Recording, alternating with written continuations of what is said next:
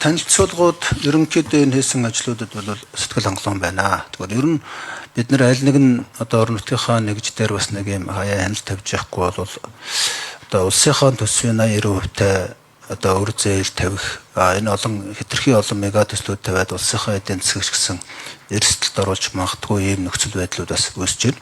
За зөвхөн урд нь бол нийслэлийг бас энэ олон мега 24 мега төслөд танилцуулж явахт нь бол хэлжил байсан. Ер нь бол жилд нэг 2-3 мега төслөөс илүү л явах юм бол манай төсвийн ачаалалд бас хэцүү, орон нутгийн төсөвд ч бас хэцүү. Ер нь эдийн засгийн нөхцөл байдалд ч гэсэн бас хүн дээр туснаа гэдгийг бол хэлжсэн байна. Тэгээ нэг 2-3 асуулт асууя. Ер нь энэ 900 тэрбум төгрөгийн зураг төсөв яагаад 1.9 их 80 болчихв? 3 сарын дотор ингээд өссөн гэд бичсэн байгаа даа. Энэ үнэ юм уу? Энэ ер нь яг юу болсон юм? Нэгдүгээр асуулт. Хоёрдугаар асуулт. Одоо ер нь аль орон нутгийн одоо зөвхөн нийслэл гэжгүй аль ч орон нутаг ийм хэмжээний одоо өр зээл тавиад улсын эдийн засгийг одоо ийм эрсдэлд оруулах энэ нөхцөл байдлыг ер нь цаашд нь яаж шийдэ гэж бодож байна. Ер нь ганцхан энэ орон нутагч гэлтгүй одоо улсын төсөв дээр ч гэсэн төсвийн одоо огцон өсөлтүүд их яригддаг. Энэ асуудлыг ер нь юу гэж дүгнвэ гэдэг ийм асуудал байна. За 3 дугаарт энэ босоо хэвтээ удирдлагын тухай ярьж байна л да. Энийг одоо хослуулах тухай бид нар ер нь бол ойлгоцол багтаал байгаа даа. Ер нь бол хэвтээ удирдлага буюу орон нутгийн удирдлага гэдэг чинь яг функционал буюу газар дээр нь удирдна. Босоо удирдлага бол дивизионал буюу чиг үүргийн дагуу удирдна. Энэ хоёрын хослол явж ижил одоо энэ менежмент хэрэгжин нөхөөс биш дангаараа босоо бүгдээрээ мэддэг. Эсвэл дангаараа хэвтээ бүгдээрээ орон нутаг мэддэг байж болохгүй шүү дээ. Тэгээ энэ одоо менежментийн одоо функционал болон дивизионал бүтцээр шийдвэр гаргаж явах энэ чиг үүргийг одоо бид нар яг энэ засгийн газар дээр ч гэсэн хэрэгжүүлэхгүй бол саяхан ч гэсэн одоо орон нутгийн эрх мэдлийг хит их нэмэгдүүлэх гэлээ дангаараа босоо байна энэ гэсэн яриа гарч лах шиг байна лээ. Тэгэхээр ер нь энэ цаашдаа хит олон мега төслүүд болох энэ эдийн засгийн өөрөө шиггүй ч юм уу магадгүй гадаад дотоодын хөрөнгө оруулагчдаар ажиллааг үүсгэж байгаа энэ төслүүд бусад газруудад одоо явагдах эрсдэлтэй байна. Энэ ер нь нээлттэй байгаа юм байна. Энийг тэгээ яаж хязгаарлах вэ? Нөгөө талаас орон нутгийн одоо өөрийгөө мэддэг энэ эрх мэдлийн хязгаарлахгүйгээр ямар шийдэл оруулж ирж байгаа вэ гэдгийг асууя. Цолж байгаалагч хариулъя. За би эхний асуултанд хариулъя.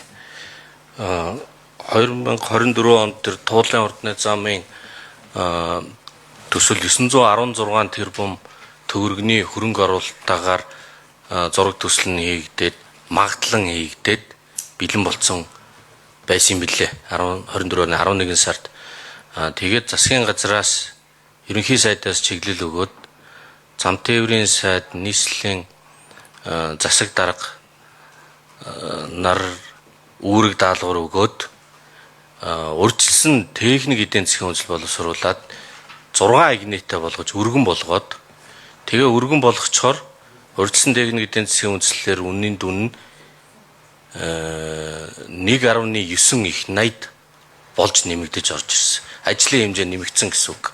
Тэгээд урьдчилсан техник эдийн засгийн үндэслэл урьдчилсан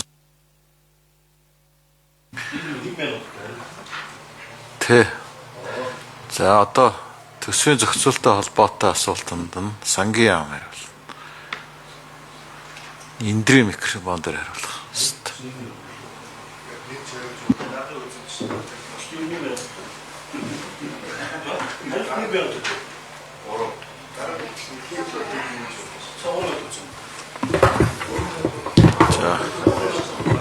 За сангийн яам төсвийн бодлого төлтийн газрын дарга санаж ядууч. За сонсгол дээр бол сангийн яамнаас бол төлөөлж нэг 2 өдрийн сонсголт суусан. За тэгээ техник талаас нь асуулт гарвал хариулаарай гэдэг чиглэл өгсөн учраас ирсэн байгаа. Транш тогтоолын төслөөр бол бид яг бас юунд нороо байна. Төсвийн зохицуулалтын өрөөнд бол яг хоо бид бол илүү том утгаар нь бол саяын тогтоолыг бол харлаа. За тэгээд нөгөө засгийн газарт бол чиглэл өгчөж байгаа учраас бол бид энэ дагуу бол орж исэн тохиолдолд ямар байдлаар ажиллах вэ гэдэг бол харлаа. За яг том агуулгаар бол мэдээж хэрэг нэгдсэн төсвийн бодлогын асуудал явж байгаа учраас нийслэлийг дангаар нь сугалж авч ярингуудаа бусад аймагуудыг бас үлдээж ярихад бол бас зөвхөмжгөөж магадгүй гэж бол бид харж байна.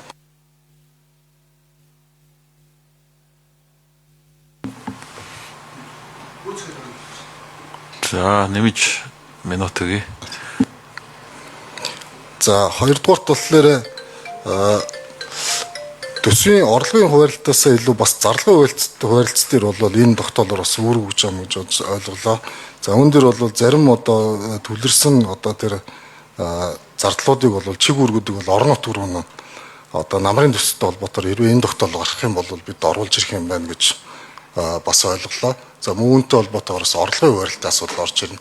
За тэгэхээр нөгөө төсвийн одоо яг энэ хуваарлтын асуудлууд бол орж ирэх юм байна гэж харлаа.